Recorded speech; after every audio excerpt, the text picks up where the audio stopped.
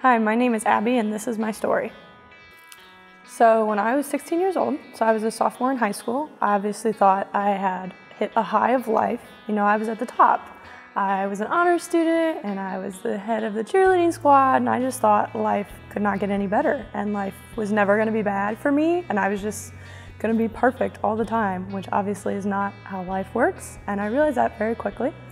So I had a friend that I had been best friends with since about the end of my freshman year to sophomore year, somewhere in there we became friends, that I spent all my time with and was really good friends with and thought was a really great person to be around. Obviously, not everyone's perfect, so there was some background stuff, but I thought that they were a great person and they fit into our friend group well and they were really wonderful all the time, so I thought they were this great person. So I started spending time with this person one-on-one on the regular because I thought nothing would ever happen, you know, to me or anything. And one day we were hanging out and, you know, the topic of sex came up and I was like, no, like I'm kind of saving myself for marriage. You know, I wore a purity ring. I was that kid. Not that there's anything wrong with that kid, but I was that kid. And so I was just like, no, that's not for me, you know, and the topic kind of got dropped. I was never really brought up again until probably it was in March of my sophomore year. We were one-on-one, we were alone, and like I said, the topic had been brought up before and been dropped, but this time it was not being dropped, and he was kind of hounding me, like, why don't you want to have sex? Why do you want to save yourself? Like, no one does that anymore. Like, why do you want to? You know, I was kind of saying, like, this is what I believe in. That's how I want to be. You know, I want to give that gift to the person I marry someday. And he was like, well, how do you feel about having sex right now? And I was like, no, like, that's not for me. That's not for me at all. You know, and he wouldn't let it go and he kept asking, and finally I was like, I need to remove myself from the situation because it's not going anywhere that I want it to go. And before I could really remove myself from that situation, you know, I was stripped of my clothing and I was being forced to do things that I didn't want to do and being forced upon in a way that I shouldn't have been. And I kind of went home that day and just kind of was like, just kind of took it in and was like, I obviously said something. I obviously did something that caused that, and it's not, I wasn't assaulted. That's not what it was. Like, it was totally on me. And so I went home and just kind of took it in and said, it wasn't something that actually happened, and kind of just ignored it until I really couldn't anymore, and my life kind of just went out of control. I actually didn't tell anyone until about halfway through my junior year is when I finally kind of mentioned it out in the air around some people to see how they took it and see if they believed me, you know, because I didn't want to be that person that said it and they were like, oh, it wasn't, like, it's your fault kind of thing, and I was scared of that. So I kind of put it out there to one of my friends, and she believed me and said that she had been through a similar situation, but I didn't expect it to take any more of a toll on me than that. I've been really good always at just taking things in and kind of bottling them up and pushing them away, and obviously this wasn't something I could push away because shortly after I finally admitted it and I told the person I was in counseling with about it that they ran a test, you know, the mental test to see what was wrong and see if everything was okay, and I tested for OCD, which I always knew. I was always wanted things a certain way, and anxiety, and then I tested really high for depression, and I was like, no, like, I'm fine. That's not me, I'm fine.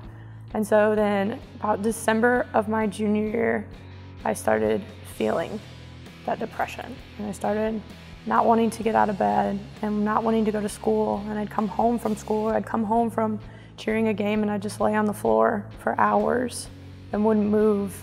My mom couldn't figure out what was wrong with me and why I felt this way, but I did, and I didn't want to do anything. And I stopped wanting to go to school, and my attendance record was totally shot at that point, you know. You can only miss 10 days, but I was missing more than 10 days for sure. So then my mom decided that the best course of action was to try medication because I was in counseling and it really wasn't making a difference. So she put me on medication and thought that would help, and it didn't. It just got worse and worse until I started self-harming to the point that I was like, I probably should go to the hospital, but I don't want to wake my mom up. I don't want to tell her what's going on. Like, I don't want to do this. And the point that I was telling my mom, like, if I could just die tomorrow, that'd be great. If someone could just hit me driving home tonight, that'd be great. Like, if someone could just take me out so I don't have to kill myself. You know, that's all I wanted. I would drive and I just think if I just swerved off the road right now, people would think it was an accident. They wouldn't know I killed myself. Obviously, I never did, but I wanted to so badly. I just did not want to live my life anymore. And the cutting wasn't helping, and trying everything else to erase that memory, you know, whether it was I was sleeping with someone else, thinking this person cares about me, it will erase everything, or, you know, I'll just sleep through the day and that will go away, or I won't feel this way anymore. None of it was working. And so in about April of my junior year, I decided that I was going to kill myself and I wasn't going to live anymore because I didn't want to do it. And so I started taking more and more of my antidepressants slowly and slowly, seeing how they made me feel. Maybe if I just took a few more, I would feel better. You know, I'm taking double, triple the dose I'm supposed to be taking. You know, it's knocking me out. I'm sleeping weird hours. You know, I'm breaking out in rashes because I'm taking too many pills and my body's like, what are you doing? But I just didn't want to do it anymore. So I started one night just taking one after another. And I had written my notes that morning. They were put together and put in my desk drawer to my sister and my parents and my friends of like, it's not your fault, I'm sorry, but like, I didn't want to do this anymore. And I texted my best friend and I said, I'm really sorry, I can't do this. And you know, she was smart enough to know that what I was going through was something I couldn't do alone. And so she called my mom, and my mom has always been a light sleeper, thank God, you know, and woke my mom up, and my mom came in and was like, what are you doing? You know, and I'm just crying, and I'm like, I don't want to live my life anymore. I don't want to do this. I don't want to be this person that can't go through this. You know, I can't do it anymore. And it was just really rough from there in the healing process. Obviously, I was put on a different medication because they thought maybe that medication wasn't working. You know, I was put in really intensive counseling. And my mom actually used to come and sit on my floor every night and watch me sleep to make sure I wouldn't get up in the middle of the night and try to kill myself again, or get up in the middle of the night, you know, and take a razor blade to my leg. I was stripped of everything. You know, I wasn't allowed to shave my legs unless my mom was in there. You know, I wasn't allowed to have anything that was relatively sharp because my mom was so concerned about me and was going to do everything in her power to keep me alive, you know. And it got better eventually, you know, it took time and it got better. And the counseling helped, and then I didn't want to go to counseling anymore, you know, and I kind of faded out of that. Graduated high school early to get out of there just because I just needed to move on with my life and move forward. And then about sophomore year of college, you know, I'd been doing really well. I'd kind of come back out of it. You know, I wasn't as depressed all the time. You know, I still had days, but I was feeling a lot better. And then sophomore year of college, I started feeling that way again. Might have been junior. It was junior year of college. I started feeling that way again and just didn't want to do it anymore. I was just feeling so depressed again. You know, we switched medications again, seeing if that would help, and it, you know, it didn't. But like in counseling, they had me make a list of things that I would miss out on if I was dead. You know, and there's things on that list like I'd miss out getting married. I really want to get married and have kids, which is something that I've always thought about, you know. I'd miss out on a career, I'd miss out on like all these vacations and stuff like that, stuff I want to do that I haven't done. And I had that list and I went to my mom and I said, I feel like I want to die, but I'm not going to die, I promise. Like I just feel this way and I want it to go away. And so she put me back in counseling, you know, and started the process again of let's get her on counseling, let's get her on medication, let's work through it again. And last year, so July, it had been about 6 months since I had felt that way. I decided I didn't want to be on medication anymore and that I was fine. And so I went off my medication, you know, and moved forward with my life. And some days are still hard, you know, some days I feel like, oh, I just don't want to do this. Like, it'd just be so much easier if I could just stay in bed, or I could just not leave my house or interact with people, you know. But you have to, sadly, you know, you have to get up and you have to go do things. But it's just got to a point that I can get through a day and not feel like my life should be over, or that I don't want to do it anymore, you know, and I'm at a point where I'm like, I have all these things I want to do that I can't do if I'm dead, so I need to keep moving forward so I can do all these things. So obviously my mom helped me through most of it. My mom was the one that would sit in my room, you know, all night while I was sleeping to make sure I was actually sleeping and not wanting to die, you know, and that kind of thing. So my mom was a really big help. You know, she kind of put everything on hold to make sure I would get better so I would continue to live my life. Obviously, my first counselor I didn't love, you know, and you have to find a counselor you love. And so I found one last year that I really love and that I feel like I can just tell anything to. And that has been a big help to have that kind of counselor that you're like, here's everything that's going on, please tell me what to do. Like, give me something. My best friend Delaney has been there through all of it. We actually became friends right about that time. And so she's been there from day one of all of that and been through all of that with me. So she's been a really big supporter in that as well. Actually, going through something very traumatic obviously defines who you are. For a long time, I was just defined as the girl that was depressed, you know, and suicidal and all these things. And that wasn't something I wanted to be defined as. You know, I didn't want to be that girl. So it really helped me realize who I wanted to be in all of that, in that I wanted to be, you know, successful, and I wanted to be someone that wasn't known for, you know, their suicide attempt or something like that. You know, I wanted to be this other person.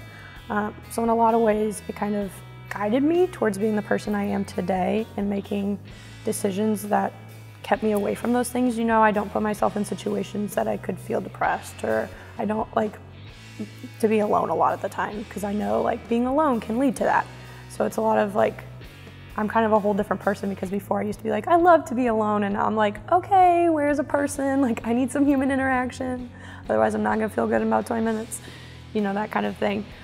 So it's definitely decided who I am today in that aspect and really made me who I am today. But for a good reason. You know, now I have this story I can share with people, and I can be like, here's what I've been through. And then, you know, people are more willing to open up to you and let you know that they're going through something. And I feel that a lot with being around the kids, that if they know you've been through something hard, they're a lot more willing to share something that they've been through and let you help them with something, because they know that you kind of, like, it's different for everyone, but you understand it more, you know, than their mom or their dad or a teacher might, because you've been through something. I think the first thing you need to do is tell somebody. So many people just like to internalize things. I'm totally that person. I'm like, this is my problem. I'm the only one going through it, so I'm just gonna keep it to myself. But telling someone else you're going through this is so helpful, especially with like depression, because if someone else knows you feel down and you feel like this, then they know they need to check on you, and someone's kind of keeping you like moving every day, because they're like, how are you feeling today, you know? And you want to tell them you feel good. You know, you don't want to be like, oh, I'm really depressed again today. You want to feel good, so I feel like you try to feel better, and you try to work a little harder if you know someone wants you to get better. So telling someone, I think, is really important. Seeking the help you need is also really important. Whether that be you do need medication to get through, you know, for that time being, I needed medication, you know, and I'm at a point where I don't need medication. Counseling is really great, someone to talk to, you know. So many times you don't want to tell your parents what you're going through, or you don't want to tell someone that knows you. You want to tell a stranger, because it's so much easier to just be like, here's what I'm going through, to someone that's probably never going to see you again. So that's really helpful in counseling, is that this person just sees you for that time, and everything you say just stays between you two. So I would say counseling, you know, if you need medication, get on medication. If you need someone to talk to, find someone to talk to. Also realizing how important your life is. You know, everyone's life is really valuable and everyone matters, and so many people don't see that. You know, it took me so long to see that, and I wish I would have seen that, you know, years ago. But during that assault and everything, you know, he told me, you'll never be enough for anyone else. You'll always be worthless, and no one's ever gonna love you, like, at all. And, you know, that's something I so internalized and took with me into every relationship, and was just like, I'm not good enough for this person, you know. And it caused problems and it caused issues, until I met someone, you know, that finally said, I don't care what you've been through, in that it doesn't make you any less of a person. You know, you are just as valuable. You matter just as much as I do. You matter just as much as anyone else on this earth, even though you've been through all these things. You know, even more, you matter more than these people, because you have more to tell. You have more you can help people with, because you've been through these things. And, you know, it took me so long to realize that, and I wish, you know, Jordan would have came into my life a lot sooner, so we could have said that and I would have got it. But, you know, someone eventually will make you understand that, you know, you really do matter, and whether, you know, that's me or that's someone else in your life, that's something you need to know, and that's something you should always know.